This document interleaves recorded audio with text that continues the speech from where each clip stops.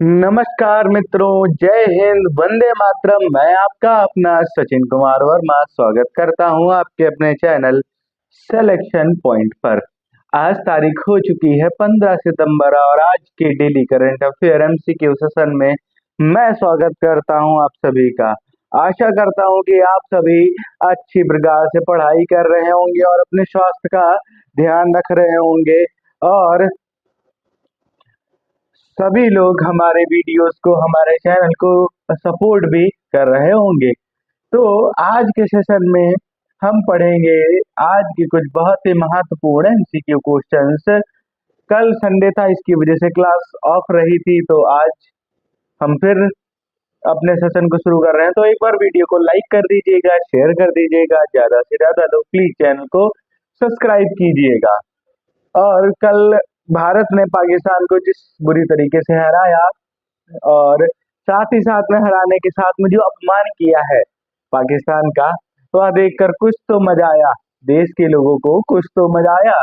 अवश्य इस मैच को होना नहीं चाहिए था, बायकॉट होना चाहिए था, परंतु जो भी हुआ ठीक ही हुआ। चलिए शुरू करते हैं आज के सेशन को। तो आज का जो सेशन है वहां पे हमारा जो पहला प्रश्न है वो आपके सामने आ चुका है। तो प्रश्न है हमारा, भारत में 14 सितंबर को कौन सा दिवस मनाया जाता है? तो हमारे भारत में 14 दिसंबर को कौन सा दिवस मनाया जाता है, यह प्रश्न है हमसे। तो हमारे ऑप्शन है, ऑप्शन ए हिंदी दिवस, ऑप्शन बी शिक्षक दिवस, ऑप्शन सी स्वतंत्रता दिवस और ऑप्शन डी है खेल दिवस। ठीक है, तो आप सभी को पता होना चाहिए भैया, 14 सितंबर मतलब कल के दिन हम क्या मनाते हैं? हम मनाते हैं हिंदी दिवस।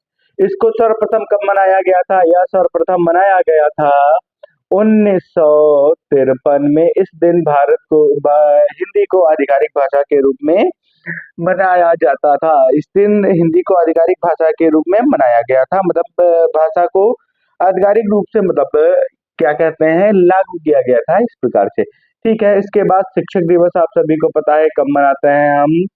5 सितंबर को मनाते हैं। स्वतंत्रता दिवस 15 अगस्त को मनाते हैं।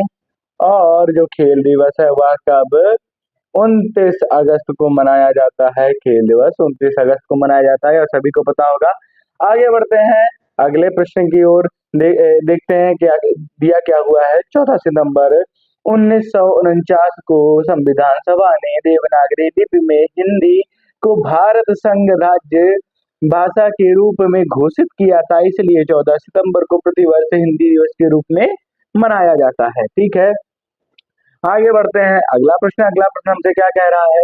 प्रधानमंत्री नरेंद्र मोदी ने 14 सितंबर 2025 को कितने करोड़ रुपए की परियोजना लोकार्पित की? ठीक है, तो आसाम में कितने करोड़ की परियोजना 14 सितंबर के दिन लागू की गई है प्रधानमंत्री नरेंद्र मोदी जी के द्वारा? तो हमारे ऑप्शन है, option A 18,530 crore, option B 10,000 crore, option C 21,000 crore, option D 5,000 crore. ठीक है, तो आप सभी को पता होना चाहिए जो आसाम है वह किस चीज का हिस्सा है। आसाम है सेवन सिस्टर्स का जो सेवन स्टेट्स, जो नॉर्थ ईस्ट की जो स्टेट्स हैं उनका हिस्सा है हमारा आसाम। ठीक है, सेवन सिस्टर्स का। तो इसके अंतर्गत कौन कौन से राज्य आते हैं? इसमें आते हैं अरुणाचल प्रदेश, आसाम, मेघालय, मणिपुर, मिजोरम और त्रिपुरा। देखते हैं कौन कौन आते हैं। अरुणाचल प्रदेश, आसाम, एक आता है मणिपुर, एक आता है त्रिपुरा, एक आ गया मेघालय। ठीक है, और अभी कोई और रह गया? एक और रह गया है जिसको हम मिजोरम कहते हैं, हमारा मिजोरम राज्य, मिजोरम। ठीक है, तो ये जो इतने राज्य हैं ये किसके अंतर्गत आते हैं? ये आते हैं सारे सेवन सिस्टर्स के अंतर्गत आते हैं। ठीक है, तो आपको ये बताना है कि सेवन सिस्टर्स के अंतर्गत आने वाला जो राज्य असम है उसके लिए प्रधानमंत्री मोदी जी ने कल मतलब 14 सितंबर 2025 को कितने करोड़ रुपए की जो परियोजना है उसका लोकार्पण किया है? ऑप्शन हमारे हैं 18,530 करोड़, 10,000 करोड़, 21,000 करोड़ और 5,000 करोड़। तो इस प्रश्न का सही उत्तर है प्रधानमंत्री मोदी जी ने 18,530 करोड़ की जो परियोजना है उसका लोकार्पण किया है। पीएम मोदी ने असम में मेडिकल कॉलेज, नर्सिंग स्कूल और बायोएथेनॉल प्लांट जैसे विकास परियोजनाओं का उद्घाटन किया, जिससे पूर्वोत्तर क्षेत्र में औद्योगिक वृद्धि को बढ़ावा मिलेगा। ठीक है, तो क्या है, मोदी जी ने यहाँ पे medical college, nursing school, bioethanol plant और इस प्रकार की जो बहुत सारी विकास परियोजनाएं हैं उनका उद्घाटन किया, जिससे क्या रहेगा, जो नॉर्थ ईस्टर्न स्टेट हैं, जो सेवन सिस्टर्स के अराउंड के जो देश हैं, उनको एक औद्योगिक वृद्धि भी मिलेगी। आगे बढ़ते हैं अगले प्रश्न की ओर। अगला प्रश्न है हमारा, time magazine kid of the year 2025 की से किसे नामित किया गया। ठीक है, तो आप सभी को पता होगा टाइम मैगजीन जो है उसका किड ऑफ द ईयर 2025 किससे नामित किया गया। टाइम मैगजीन इंडिया जो विश्व है उसमें बहुत सुप्रसिद्ध मैगजीन मानी जाती है, और यह जो मैगजीन है यह इसको 3 मार्च 1929 में, मतलब 3 और 3 1923 में, ठीक है, 1923 में इसको पहली बार प्रकाशित किया गया था। आप समझ सकते हैं कि कितनी पुरानी मैगजीन होगी, लगभग 102 वर्ष पुरानी यह मैगजीन है, जिसमें किड ऑफ द ईयर 2025 में किसे नामित किया गया है। ऑप्शंस हैं हमारे, Tejaswi Manoj, option B Anuradha Bhattacharya, option C Surya Kumar Yadav और ऑप्शन डी कल्पना राजा राम। ठीक है, तो आपको ये बताना है जो 102 वर्ष से जो चली आई मैगजीन, टाइम मैगजीन जो है, उसके किड ऑफ द ईयर का अवार्ड उसके लिए किसे नामित किया गया है। तो हमारे ऑप्शन है हमारे, तेजस्वी मनोज, अनुराधा भट्टाचार्य, सूर्य कुमार यादव और कल्पना राजा राम। यहाँ पे सूर्य कुमार यादव से आप क्रिकेटर, भारतीय क्रिकेट टीम के जो टी20 क्रिकेट टीम के कैप्टन सूर्य कुमार यादव का नाम समझते हैं। ठीक है, तो तेजस्वी मनोज, अनुराधा भट्टाचार्य, सूर्य कुमार यादव और यह कल्पना राजाराम में से किसे time magazine kid of the year 2025 के रूप में नामित किया गया है। तो इस प्रश्न का सही उत्तर है ऑप्शन ए, तेजस्वी मनोज जी। ठीक है, तो तेजस्वी मनोज को उनके उल्लेखनीय उपलब्धियों एवं नेतृत्व क्षमता के लिए यह सम्मान प्रदान किया गया है। आगे बढ़ते हैं हम अपने अगले प्रश्न की ओर। अगला प्रश्न हमारा क्या है, ठीक है, तो प्रश्न है हमारा, भारत ने वर्ष 2025 में यूनेस्को की टेंटेटिव लिस्ट में कितनी नई प्राकृतिक विरासत स्थल जोड़े हैं। ठीक है, तो प्रश्न है हमारा, जो ये वर्ष 2025 है उसमें United Nation education and scientific cultural organisation में जो उसकी टेंटेटिव लिस्ट है उसमें भारत ने कितने नए प्राकृतिक विरासत स्थलों को जोड़ा हुआ है। ऑप्शन है हमारे, option A 3, option B 7, option D C 10 और ऑप्शन डी 5।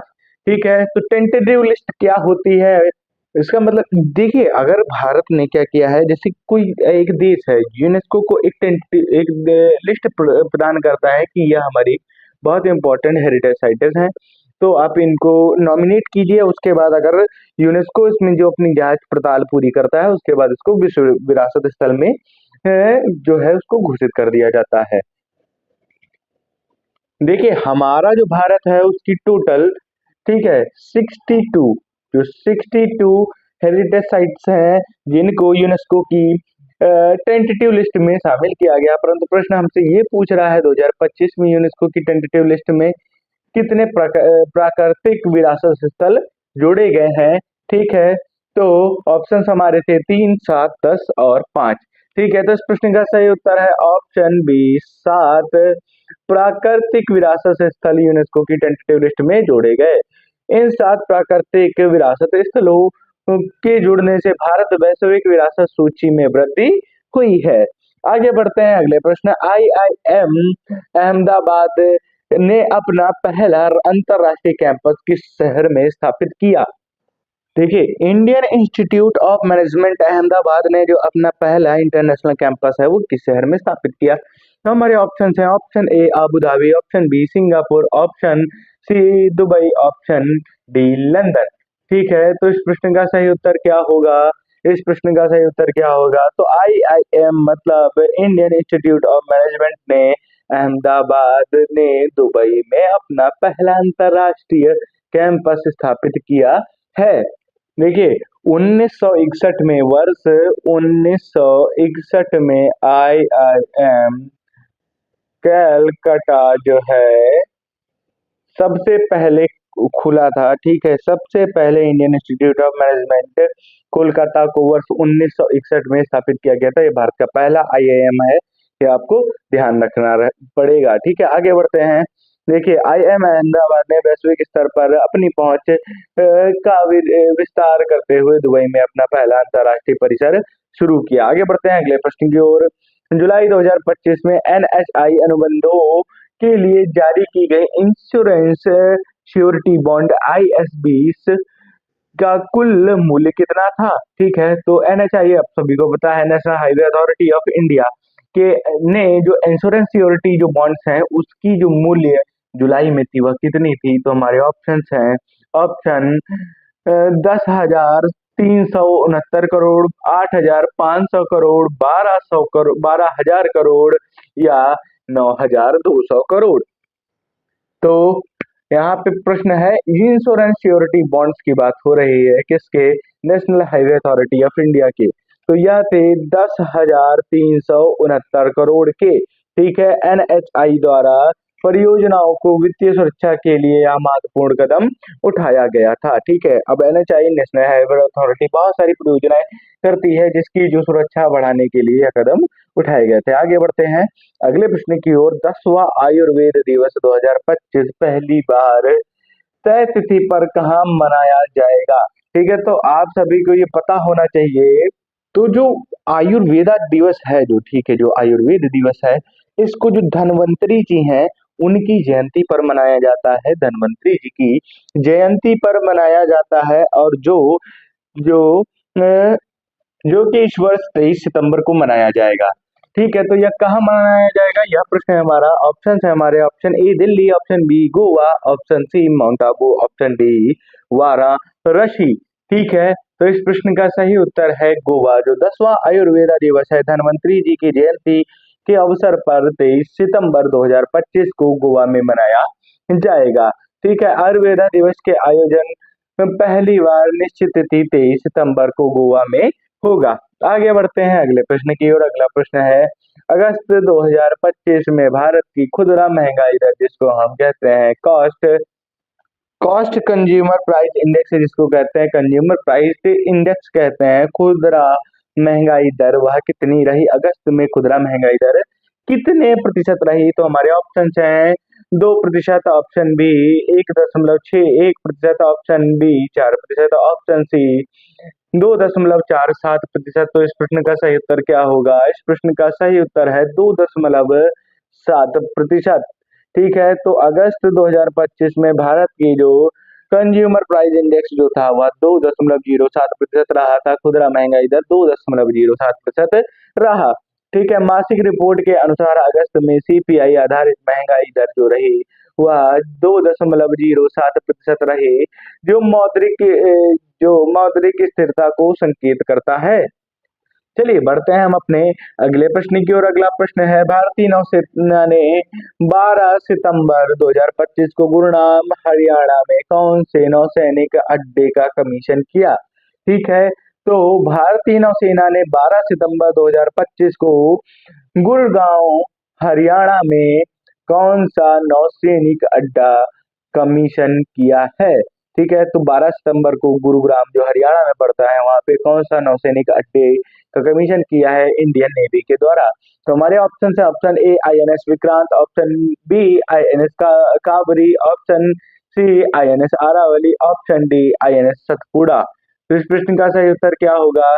तो भैया गुरुग्राम में INS आरावली को भारतीय नौसेना के द्वारा कमीशन किया गया है। यह नया बेस भारतीय सेना की रणनीतिक क्षमता को मजबूत करता है, ठीक है। आगे बढ़ते हैं अगले प्रश्न की ओर। अगला प्रश्न है, वर्ष 2025 में IFC वर्ल्ड बैंक ग्रुप ने भारत में किस क्षेत्र में हेतु सबसे बड़ा वैश्विक निवेश $137 मिलियन करने की घोषणा की है?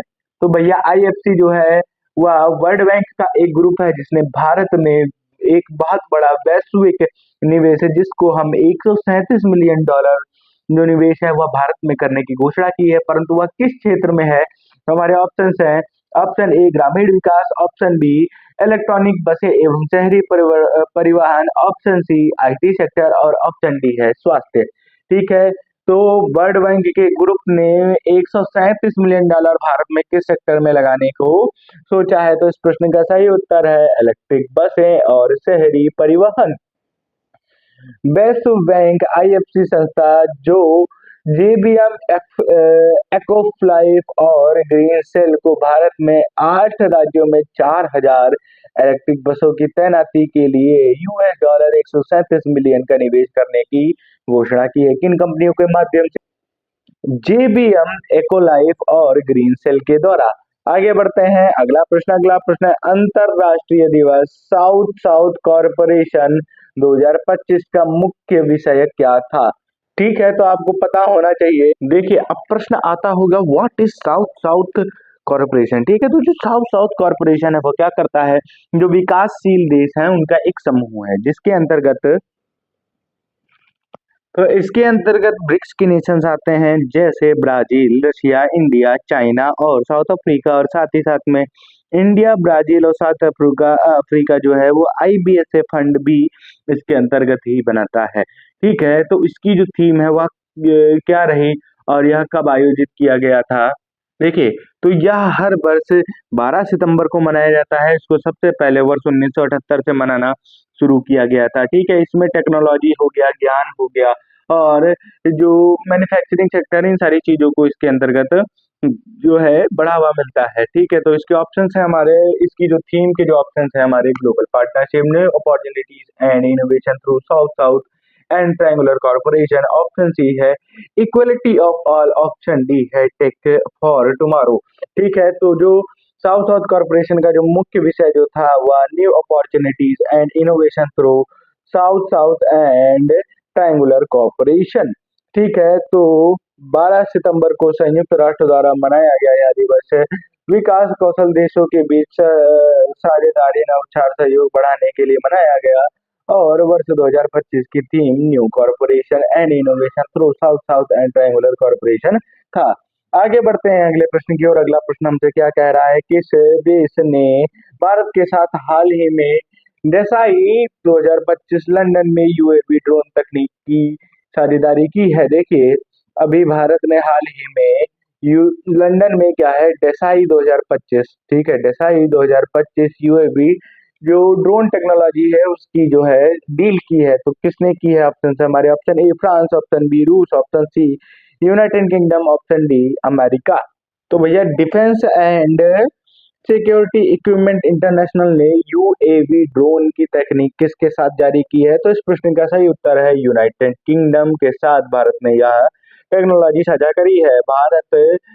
भारत फ्रोग कंपनी ने यूके के विंड रिसोर्स कंपनी के साथ यूएवी अल्ट्रा डिप्लॉयमेंट के लिए समझौता किया है जिससे भारतीय सशस्त्र बलों को अत्याधुनिक ड्रोन और तैनाती संभव हो जाएगी। अगला प्रश्न है हमारा, भारत सरकार ने किस अंतरराष्ट्रीय संगठन के लिए 126 मिलियन यूएसए डॉलर का समझौता किया है जिससे उत्तराखंड में सस्टेनेबल पर्यावरण जो है पर्यटन है उसको बढ़ावा मिलेगा? ठीक है, तो किस अंतरराष्ट्रीय संगठन ने भारत को 126 मिलियन यूएस डॉलर का समझौता किया है जिससे उत्तराखंड में सस्टेनेबल पर्यटन को बढ़ावा मिलेगा? ऑप्शन है हमारे, option A IMF, option B Asian Development Bank, option D UNESCO. ठीक है, तो इस प्रश्न का सही उत्तर क्या रहेगा? इस प्रश्न का सही उत्तर है option C Asian Development Bank. वह भारत को 126 मिलियन डॉलर दे रहा है उत्तराखंड में सस्टेनेबल पर्यटन को बढ़ावा देने के लिए। तो जो यह एशियन डेवलपमेंट बैंक है इसकी स्टैब्लिशमेंट होती है 19 दिसंबर 1966 में। ठीक है, ध्यान रखेंगे 19 दिसंबर 1966 में इसकी स्टैब्लिशमेंट होती है और इसका जो हेडक्वार्टर्स है मनीला फिलीपींस में, हेडक्वार्टर्स मनीला फिलीपींस में है और 19 दिसंबर 1966 में इसकी स्टैब्लिशमेंट हुई। आगे बढ़ते हैं। ठीक है, सरकार ने एडीबी के साथ उत्तराखंड के टिहरी क्षेत्र में जलवायु प्रत्यात क्लाइमेट रेजिलेंट पर्यटन विकास के लिए 126.4 मिलियन डॉलर का करार किया है जिसमें 87,000 लोगों की आजीविका और स्थायी पर्यटन को बढ़ावा मिलेगा। तो मित्रों, आज के सेशन को मैं यहीं समाप्त करना चाहूंगा। मैं आपसे आशा करूंगा आपको वीडियो अच्छा लगा होगा, तो एक बार लाइक अवश्य कर दीजिएगा और कमेंट सेक्शन में अपनी राय जरूर बताएंगे। मैं आपसे कल फिर मिलूंगा एक नए धमाकेदार बेहतरीन सेशन के साथ। तो प्लीज वीडियो को लाइक कीजिएगा, शेयर कीजिएगा। धन्यवाद मित्रों। जय हिंद, वंदे मातरम।